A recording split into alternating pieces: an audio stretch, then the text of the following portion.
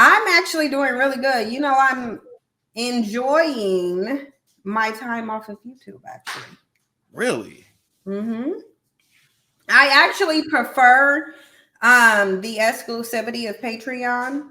Okay. I like that it's not trolling.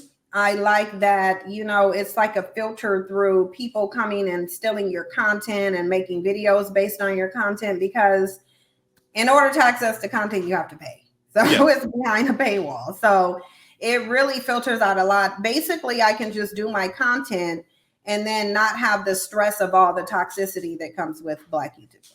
And being out in the public. You know what you that's a very good point. For those of you guys that do not know, Cynthia G YouTube channel was terminated. I feel like she was targeted. I don't know if Cynthia wants to get into that or not. I So do. I do feel like I was targeted, and I might as well, since the woman who wrote the article has already been identified. yes. I'm not going to necessarily say her name because I won't give that attention. But as you know, this is a woman who, before I think like less than 24 hours after I got the strike on my channel, she emailed me and said that she was writing an article on it and asked me that I want to make a statement.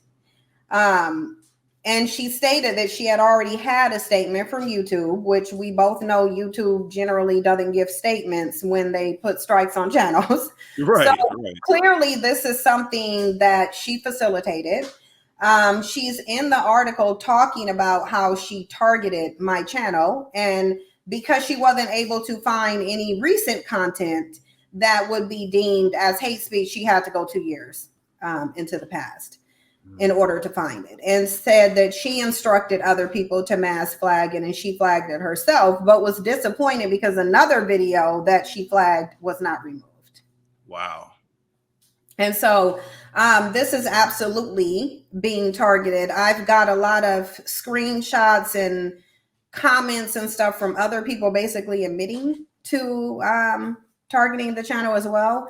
So right now I'm working with my partner program manager to get everything worked out and reinstate the channel. But even if my channel gets reinstated, I'm not going to spend that much time on YouTube. Like now I see how peaceful it is off of YouTube. So I don't know if my presence on YouTube will be, as heavy as it was before. I feel where you're coming from, and I want to say this because I'm currently in the YouTube partner program, of course, but I think it's very disheartening as a creator to know that I have a video from years ago that you approved. I mean, you may still even be running ads on it, right?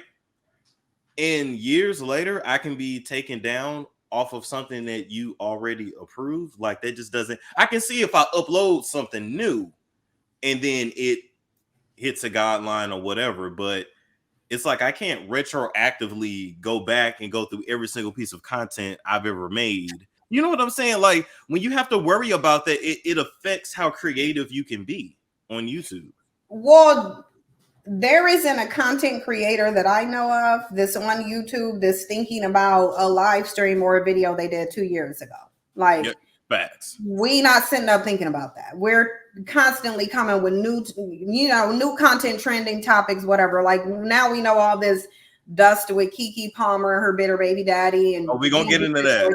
Yeah, like we be on the next topic. Like we ain't thinking about something from 2 years ago. And I think that it's just not fair, really, for YouTube as a company to even allow someone to go 2 years into the past and say, well, hey, I have a problem with this video now. Can you remove it? And then the content creator gets a strike on the channel when, just like you said, they approved this for monetization. It went through a human review. They said that it was advertiser friendly, which means that it's not violating the community guidelines.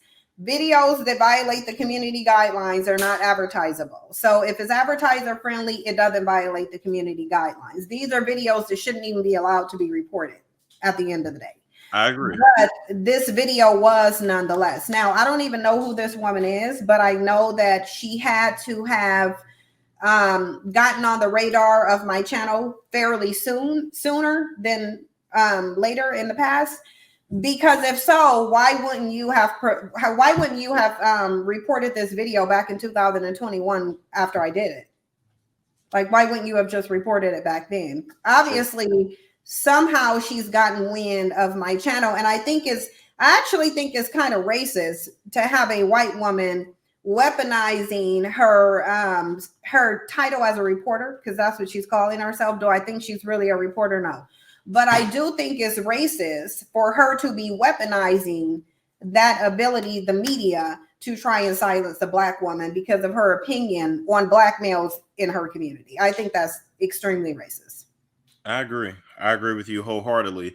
And especially when there are people on the platform that are saying things that are 100 times worse than you, especially when now I see a lot of people, I don't want to say copying your talking points, but they're definitely keeping it alive. And I'm like, you got that from Cynthia G. I see it in the comment sections. Yeah. I see it in the shade room, Instagram. I see even public figures starting to say it, talk about black male worship. And I'm like, I know where you got that from. There was nobody saying that. Like, well, we know for a fact there was no term called black male worship prior. There was no discussion ever had in the Black community about Black women worshiping Black men. It did not exist. I don't know how far you go back until I set up on YouTube and said it. Black men. It's true. It didn't exist. And I know there are some other people who want to lay claim to it and be like, oh, well, I was talking about male worship and this. No, it was not a thing. Just like married single mothers was not a thing or a discussion being had in our community, because you're not going to promote marriage as the solution to single motherhood if you think there's an issue of married single mothers. So that's also a concept that wasn't presented to the community until I was talking about it on YouTube. It just is what it is. It is what it is. Okay, well, I'm gonna leave that there and leave that alone. But enjoy your Patreon. I ain't gonna lie to you. I low key understand now why a lot of creators move to Patreon. They move to locals, or or like Tasha K, you got your own app, and I'm working on that too. Yeah, it's like you do your own thing. You can make whatever kind of content you want, and you know that the people are there, they want to be there. What's up, people? My name is Storm Monroe, and I am a celebrity entertainment reporter. You may have seen me on YouTube, Instagram, TikTok, and various other social media platforms, but today I'm not here to talk about celebrities in Hollywood or even to gossip with you. I'm actually getting on this camera today to give you a testimonial about Wicks of Wisdom candles. I actually personally started using Wicks of Wisdom candles in March of 2020, right in the middle of the pandemic. I was super pessimistic about the validity of the candles, but once I started using them, I had no choice but to admit that the candles were super powerful and did everything that Dr. Linda and I discussed. Throughout the candles that I've burned over the last, I want to say 3.5 years now, I've been able to bring abundance in my life, get rid of blocks and obstacles, get rid of dark energy that was thrown at me, as well as protect myself from various dark energies as well. And so, depending on what's going on in your life or what you may need the candles for, I would personally recommend them. They are literally a prescription for your soul, and I stand by them wholeheartedly. So once you actually order Wicks of Wisdom candles, you're probably wondering what's all gonna come in your box, right? What should you expect? So first, you should actually expect the candles that come in a set of 3, and the directions on how to properly use the candles, how to light them, how to remain safe while they are being lit will all come in your box. So make sure you actually read the instructions. In addition to that, you're gonna get your oils, okay? The number of oils and the kind of oils that you get in your box is going to be different depending upon whatever situation you have. That could be love, that could be money and success, removing obstacles, good luck, etc. In addition to that, you're going to get your herbs, your powder, and then you should expect your partitions as well, okay? What to actually put on the partitions, how to use them, how to burn them, all of those instructions will be given to you when you make your order.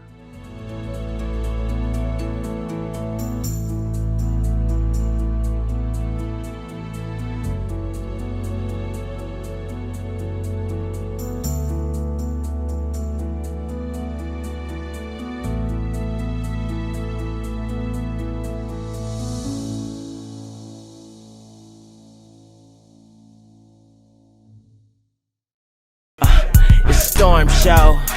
Ay, it's a storm show.